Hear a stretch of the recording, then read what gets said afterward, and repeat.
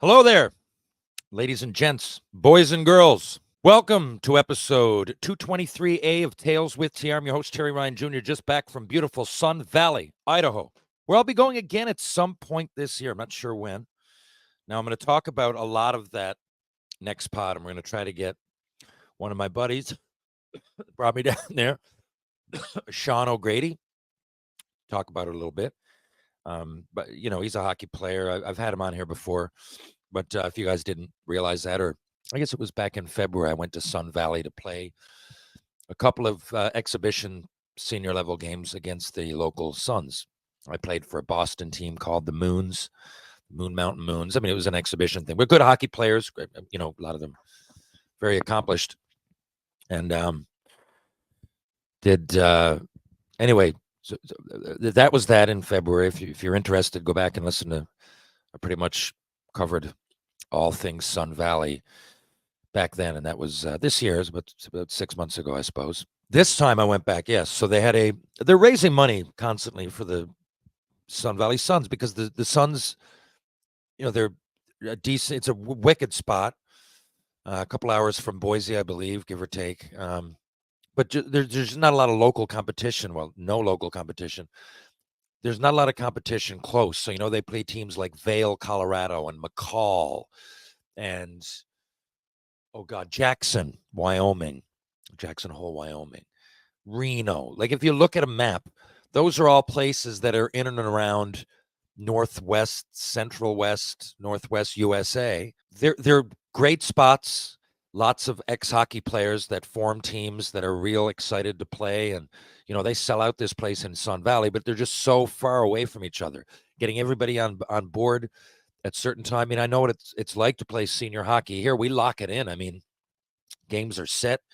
There's virtually no exhibition here, but pretty much all the games they play are exhibition. Now, there are tournaments they go to that mean more than others. And, in some, that definitely satisfies a lot of their hunger for competition. I just see that from being there. But locally, like, these guys are great players. And if you look, type it in, the Sun Valley Suns. I know I've been through this before, but before I move on, and I will revisit this next week. Just want to talk about the Chicklets Cup where I'll be going tomorrow. But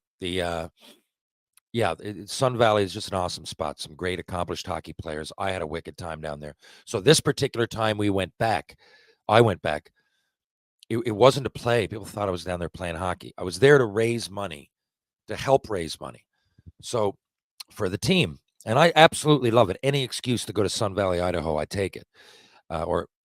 It's just beautiful for so many reasons. And look that up too. So I've talked about it before, and the people that listen, I don't want to bore them. So in this particular fundraiser, they had a screening of the classic hit movie Slapshot. A lot of people consider it the number one sports movie of all time. Let's just say the number one hockey movie of all time for sure. I don't know any hockey fan that would. I guess I do if they're 10 years old or like have never seen it. They're like 20 or so. But trust me, this is worth watching it and then some. I mean, it's an honor to do Shoresy in today's world as, an ex-hockey player that now is in the acting, got the acting bug. And I love doing all of that. And all I can hope is that our show becomes even close to as classic as their movie has become. And I do think we have a chance for that. I think we're definitely making something that's different. That's, like Jared says, look cool on TV. And, his goal was he said, we're going to make the best hockey show possible. And, he was very adamant about that. And Jared takes the hockey part seriously. That's what I mean. That Slapshot, the hockey, like, the Hanson brothers in the show, two of the Carlsons, right? It was Dave Hanson and then two Carlson brothers. They're real hockey players. Paul Newman, was a skater. They told us, they said, he was like pretty good skater. He couldn't do the fast scenes, like the puck's moving, but they're all players. I mean, we had a great Q&A. I'm going to try to post it on here and cross-platform it, try to use it as a podcast maybe, because we recorded the whole thing, but very, very interesting. And, getting back to it, I mean, it's an authentic hockey show because it was for the most part hockey players. Nancy Dowd. And I'd heard that, but I'd kind of forgotten about it, and I say that's surprising, not because women can't write or women don't write hockey. In that day, less women wrote hockey for sure. Now, I think just with more girls playing, interested, I mean, the numbers I would think multiplied tenfold, more than that, a thousandfold from 1977 when the movie came out to now. And the whole, like, it's so gritty and its points vulgar and funny, but crude, vulgar, and it really, a lot of Slapshot really does get the essence of hockey. Like I'm sure we do that well with Shoresy. I don't want to get ahead of myself here and compare because I don't think they were in anybody's mind that is involved with the production of Shoresy that we're comparing. I would think anything we do that's even close might be a bit of an homage, maybe. But our show is completely different, and I'm proud of that. But what the shows do have in common is that we use real hockey players. I think a lot of the hockey stuff is very authentic. I think maybe ours gets the nod there because we've been going so long. I mean, the boys had a movie. You know, what's a movie? What's Slapshot? An hour and 40 minutes, an hour and 30 to 2 hours. I mean, so it's hard to get everything in. But the way they approached the hockey playing and that part of the movie, I think maybe there's a similar way we approach it when it's compared with like the Mighty Ducks and like Goon and you know, I don't want to start ripping shows, Goon 2, and but it's great that we celebrate the game. I just find like in some it's obvious, right? Like in some movies or TV shows, there's like, I won't name specifically, but you know, the captain's on the wrong side. The goalies are putting on the different their pads on the wrong side. You know, you can just tell it's not authentic. And some of the things, you know, yeah, they're just, I mean, we do stuff over the top, but you hate to see things in and around the rink and on the ice that are obviously wrong. Not even opinion, it's wrong, right? No, that's not where the pads go, right? And if you're watching as a viewer, even if it's just that, it looks bullshit. So I think us and Slapshot come the closest. That's just my thinking to a real to getting the real essence of hockey. Anyway, I'm really dancing around the point here, and the point is that I was very honored to be down and included. And what it was before the screening, it was $35 to get in, $100 for VIP access, and really that was just coming in and having a chat with the people that put it off. Bobby Farrelly was on stage with me, and it was Bobby from left to right. Bobby, myself, Dave Hansen, Jeff Carlson, and Jack Carlson. So, and Jack wasn't in the movie. It was the inspiration. He went on to play in the NHL. I believe he's the only one of them. He played 6 years in the NHL, and when he was asked to do Slapshot, I think he chased his career. So many words. I mean, there's a lot of nuance to this. I'm just going by that particular night in the 45 minutes or an hour we had. And, but it's clearly the Carlson brothers, there's three of them, and the Hansen brothers are based on that. And Dave Hansen does an unbelievable job. Two of them have a respect for each other that I wasn't expecting, but because again, Dave was the inspiration, or Jack was the inspiration for Dave, and they ended up being the Hansen brothers, but they are the Carlsons. But anyway, so Jack was on the end in his Minnesota jersey. Then you had the Slapshot guys. They're all Slapshot guys. Then you had Jeff, like I said, I'm going back right to left now. Dave Hansen, myself, Bobby. So the locals, I thought going in there would be a moderator. Now there wasn't a moderator. So there was nobody asking the questions, which is fine. And didn't change my day any. I just became the interviewer rather than the interviewee, which made sense anyway. I didn't want to say much. We're doing a screening of Slapshot with three guys from Slapshot. Bobby fucking Farrelly of the Farrelly brothers. Please, if you don't know who I'm talking about, please just go. I mean, one of my three favorites of his would probably be Kingpin, Dumb and Dumber, and There's Something About Mary. That's just the tip of the fucking iceberg. And he's got a great story about getting out to Hollywood himself. And then, he was a hockey player at RPI. Like, he played college. Bobby Farrelly's a good hockey player, right? Like, you don't just fall into that role. I think he only played 1 year, but he pursued film and stuff, but he was a good, I mean, you don't make RPI without being a great hockey player, considering. So, but here I was, you got Bobby Farrelly, who's the biggest legend of all of us. And then you got three guys that are in this classic movie that are known. I mean, maybe that, yeah, they're known worldwide. They've been doing their thing now since 1970 fucking seven, almost 50 years. They're still energetic. They still love to tour. They still love to talk hockey. And we were about to watch Slapshot. So really, I thought to myself, really, because I know I talk too much. I wouldn't have this mic in my hand doing fucking solo podcasts if I didn't talk too much. It's almost therapeutic. I've said it. I talk way too fucking much. But in this case, I just said, okay, just before going on, put the restraints on yourself here. Like, really, you've got to respect this situation. The three guys that everybody's here to see, right? They're on my right. We're about to watch their movie that had nothing to do with me. I wasn't alive when they were shooting it. I had no business speaking there. Now, to my left is Bobby fucking Farrelly, right? So we're about to watch a movie, and he's big. He's got a lot of respect in the movie industry. And then there's these guys, and then there's me that I'm not saying I'm not interesting. You got Chicklets Cup, you got Shoresy, you got Montreal, you got traveling, you got growlers. I could talk about all of it, but I didn't really want to. And one of the VIPs came down earlier and she said, I'm going to ask you about your growlers experience. I said, please, can you save that for afterwards over a drink? She was pretty good looking.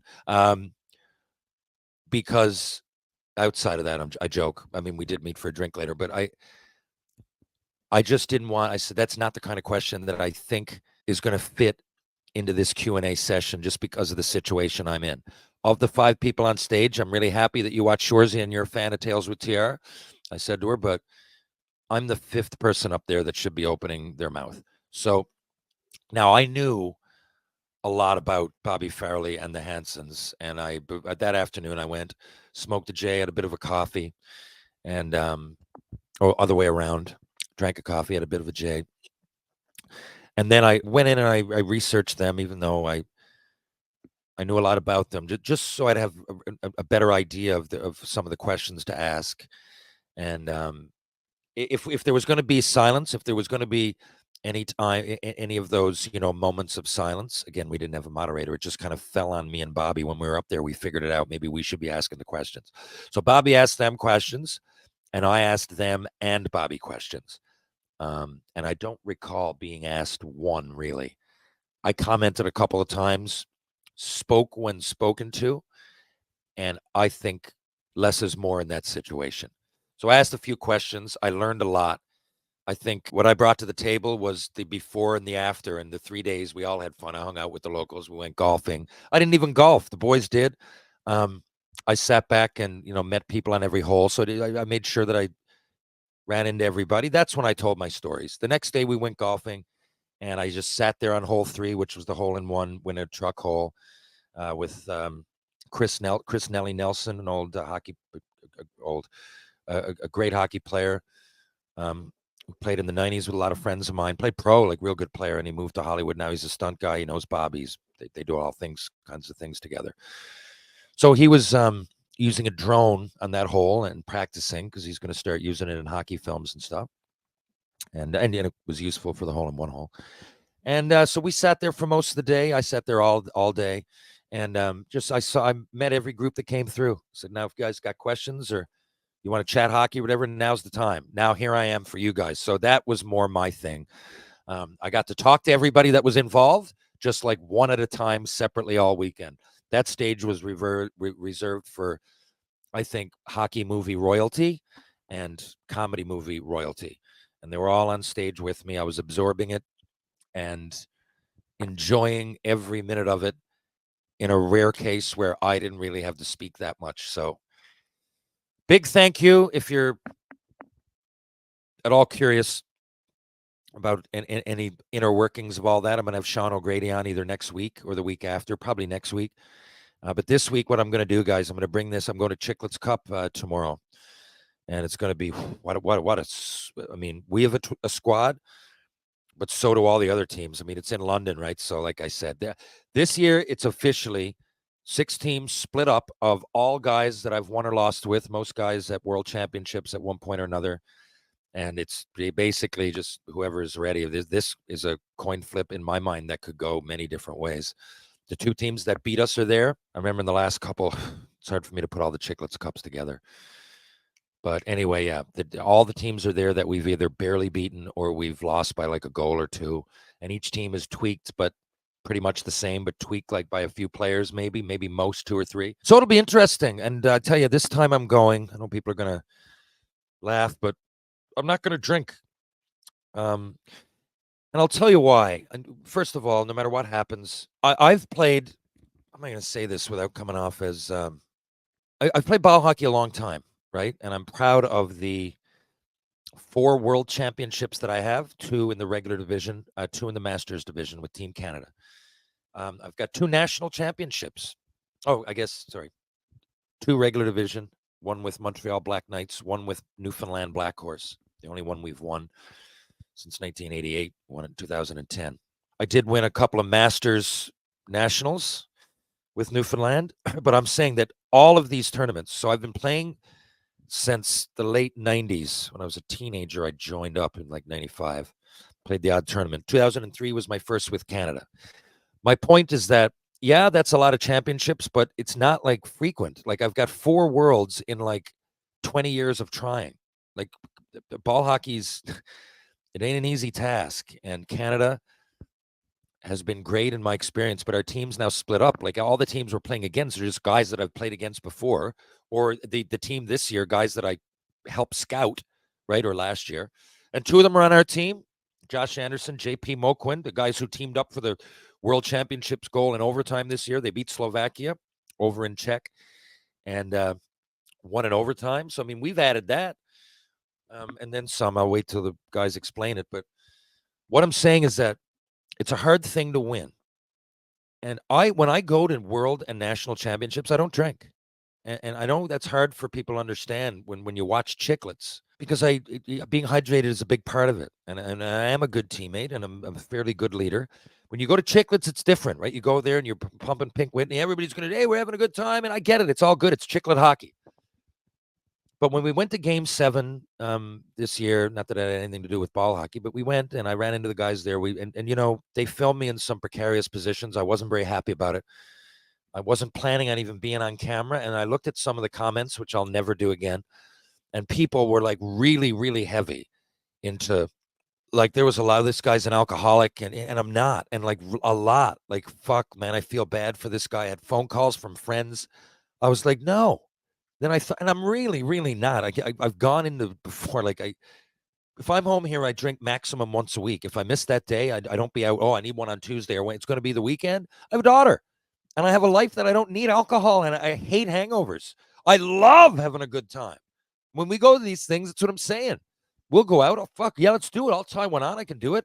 But like, and it turns into this event that's all about, you know, competition, but drinking is a big part of it and partying. And that's the only way that people ever see me that only watch Chicklets. If you listen to this, or if you watch the Growlers last year, if you see Shoresy and hear any interviews outside of that, you'll be very aware that I probably drink less than whoever I'm talking to right now. And like I said, generally once a week. If I miss that day, it'll be the next week, right? It's generally Friday or Saturday. Of course, now there's exceptions. Not many. Not many. Like, not many. Minuscule if I'm here at home. If I'm on the road, of course, it's different. But so Game 7, whenever that was, that would be a difference. That would be an exception. Now, that was a Sunday, I think. It was or Monday. It was in Florida. And like, normally I'm ready for it. The boys had the cameras, like, hiding behind the seats. And all good. I love it. Pasha, sorry, Biznasty. It was an awesome time, Game 7, but I didn't realize I was going to be on camera. And then I thought about it afterwards. I was mortified for 2 weeks, man. I'm still half mortified. I cannot go back and look at it. I'm absolutely embarrassed by all of it. And I thought about it. I'm like, you know, how hard is it to go to a fucking tournament and not drink? Because I do it every time I win anything. That's what I've done.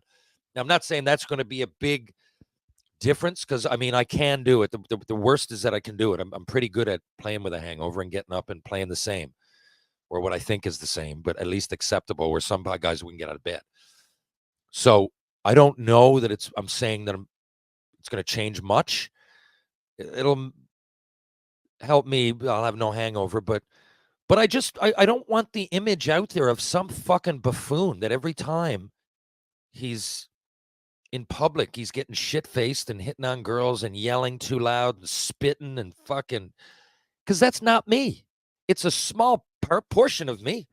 Yes, when I drink, I'm definitely obnoxious. I like to have a good time. I probably hit on girls a little. No, what's the word? I don't want that to sound creepy. I mean, I like that. Yeah, I like going out for a good time. If there's a pretty girl, hey, you want to dance? Um, if there's a band with live music, let's go see them. If there's a group of hockey buddies, let's go talk. I mean, it's one or the other. Usually it's a group of friends, music and women kind of thing. Never just women, never just music, or never just, well, it is just the friends sometimes. But you know what I'm saying. And usually all those things come together in Newfoundland on a Friday or a Saturday night. But when we go to Chicklets, it's like immediately the plane lands. Let's pump as much Pink Whitney as we can get into ourselves and then eat something light or greasy and fucking, which makes the day even worse.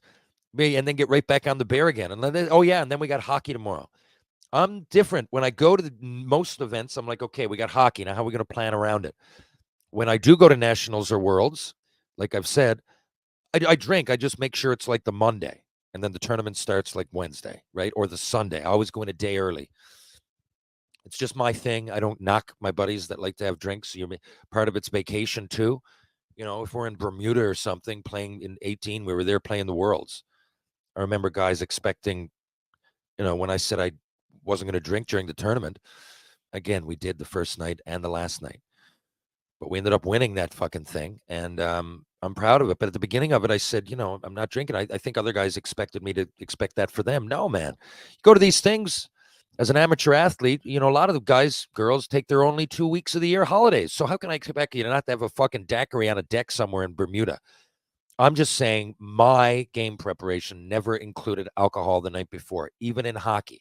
Yeah, you'll hear it. I had a great time. I fucking partied a lot. I did, but never, ever, ever did I get shit-faced the night before a game. I guess the Growlers was different because I didn't know the difference. But back in the day, and anything 2 nights before back then was like, yeah, go out till 5 in the morning. Like, really, it shouldn't be. I'm not saying I didn't go out. And it was a bar culture. I went out a lot of nights back then. Even just with no social media, it was just something to do. I'd go to Dublin up.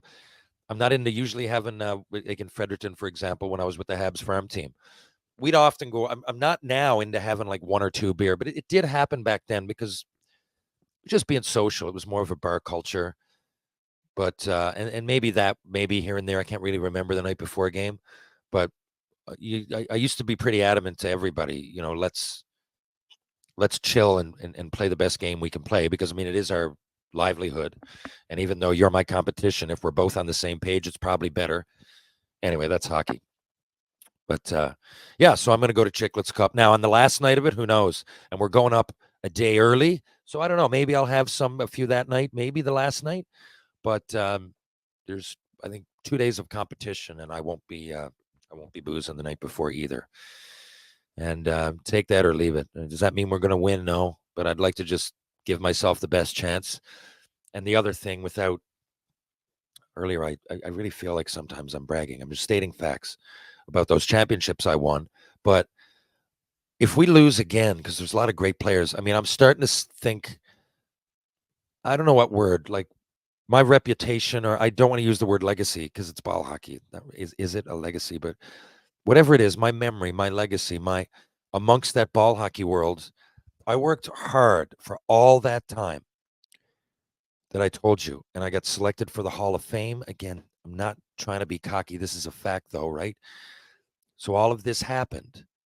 And I feel with each loss at the Chicklets Cup, it's all I'm being defined by. And a lot of people don't even know I played anymore. I run into people, oh, you can't beat No Space. I'm like, wow, what do you mean? We do it every year at the Nationals. Even this year, Canada, No Space, I think they finished 4th. They were in the bronze medal game. But, Canada wiped them. I love No Space, great player. But I say to people, I'm like, you understand that it happens all the time in regular international competition. No Space, a great player himself. He really is. But I'm like, is this what I'm going to be remembered, that like I couldn't beat this nemesis No Space killer? When like me and my buddies here are in the Hall of fucking Fame, and we've won a bunch of worlds, And he hasn't done that. And when he does, it's great. I fucking can't wait for him to do it and shake his hand. You got to realize he's my friend now. But I'm starting to go like, because a lot of people watch Chicklets. I'm like, does the world really think that like I can't beat Noseface? And is that what I'm going to be remembered as ball hockey by? Because over 2 decades of experience would say otherwise, right? When we go to these little tournaments and, we're not even wearing fucking helmets. It's 3-on-3. Like, it's not even the same game. So I started to think, I'm like, Jesus, like it'd be nice to win one of these because I'm looking at it like I'm trying my hardest, obviously. But I never really thought about it till recently. People are going, "Oh yeah, you play ball hockey. I see a Chicklets Cup." I'm like, "Yeah, yeah." And here's Canada highlights. What? What do you mean Canada highlights? I'm going, well, I play ball hockey because of Team Canada, right? No, didn't even know it existed. Then I showed them. I'm like, look at this. It's legit. Show them the fans overseas, all the teams that can win and all the cities we play in. We have a fucking regular division, a Masters division, and a Legends division for over 45. Then we have the same with women. Then you have minor. It's huge. And especially in the last, since I've come in to play it in the last 20 years, holy fuck, has it improved. Now it's just like, let's go. Team Canada, jerseys, outfits, everything's set. It's organized. World's ISBHF, it's called, the International Street and Ball Hockey Federation. And there's a lot to it. And I've worked so fucking hard, to win in that program and to do it for Canada and to bring back and fucking a gold medal and blood, sweat, and tears and stitches and fucking shoulder operations and ankle breaks and all of that for 2 12-minute periods in a little rinky-dink rink on pavement against a guy that I beat frequently. It's just like, it's tough to take when you're going there knowing that all that's riding on it. And I'm kind of like, not going to say I'm over it because I want to win. I really wish we would have won one by now, so it wouldn't really feel like this. And I feel like I'm dragging Justin Pender and Kevin Reed and Bobby Hauser and Connor Donahue. All these guys have won worlds. And in a way, I'm dragging them into it because it's their reputation too. And I'm like, Jesus, JP, being Pender. There's no one could touch him for years. He's still one of the best D on the planet. And I hate him to be fucking defined by fucking rinky-dink 3-on-3 on a pavement. I love the Chicklets Cup, and trust me, I respect everybody involved. I just hate that, and I'm not making any excuses. You win, you lose with what you got, and we've lost. And I know it was an overtime, whatever, lost. We lost. We lost. The Oilers nearly, but they lost. So I'm not trying to make any excuse. I'm just kind of upset. It's a little bit discomforting to know that these worlds aren't followed by the same people. Like the Chicklets happens there, and then all the people that follow the worlds, trust me, are watching Chicklets. So I guess it does cross over there. But people that watch Chicklets and they're ruthless, crude, a lot of them online are really just, the comments will fucking make you puke. And I know those are just fucking keyboard fucking superheroes in their mom's basement, but it still bothers me when there's a huge faction of people that don't realize how good Canadian international ball hockey is, and the actual sport that we play, right? It's not this little fucking cul-de-sac in small town North America. Let's play a game. Let's call in some of our buddies, put our hats on backwards, and get someone put on the pads. That's not it. It's a fucking legit sport that I take as seriously as I did ice hockey. It's just not as popular worldwide. So you don't have these professional teams raking in money, but at some point it might happen. Who knows? But for right now, I got to say, I want to leave it with reiterating. I love going to the Chicklets Cup. They're my real good friends. I mean, all the Chicklets guys and the friends I go with. I guess I'm not going to drink for a couple of reasons, but one of them would probably be that. Yeah, that I really want to win this because I'm sick of being, what's the word? Not pigeonholed, but my friends and I have won a lot, and we're backed into this corner that we've kind of created for ourselves, though. I mean, I'm not going to say we didn't do this willingly, but this will be the 4th Chicklets Cup. Now, if we don't win, I think I'm beating a dead horse. And I think I'll probably just step away from it, right? And then just let somebody else do it, which is fine. And kind of unfortunate because the other teams, we've got the pressure to win because of the show we're on. But like, yeah. Anyway, each and every team, yeah. I don't even know. Like I said, we do have a good team. I'm not going to be saying, oh, we're lights out and we're going to win, because that's what they want. And at the beginning, I felt weird doing that, and I feel the losses were worse because of that. We're going to win, yeah. The first one, we're going to fucking win. No space, fuck you. And I knew the boys were asking me to do something, play it up for the camera, and I did. But you can only do that so many times, and if you don't win, you got egg on your face. And I am man enough to step away from it. I hope that as I do, if I'm not planning on losing, by the way, I'm just telling you, if this happens, even if we win, I'll probably step away from it to the degree I'm doing it now. In summary, I really am looking forward to it.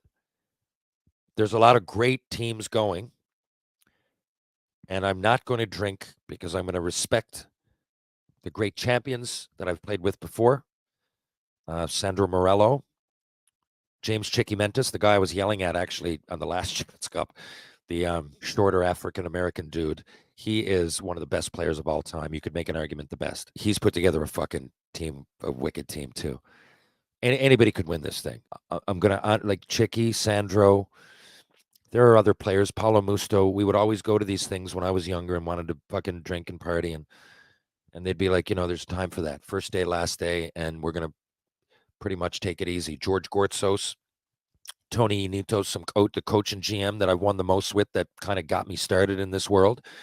And that was their big thing. Fucking water all day. Don't be drinking. If George caught me drinking the night before a championship game, it's happened. I won't get into it. It's happened on our team, and guys have been benched. If we've had, even that was a fucking quarterfinal, I remember. I won't say the names.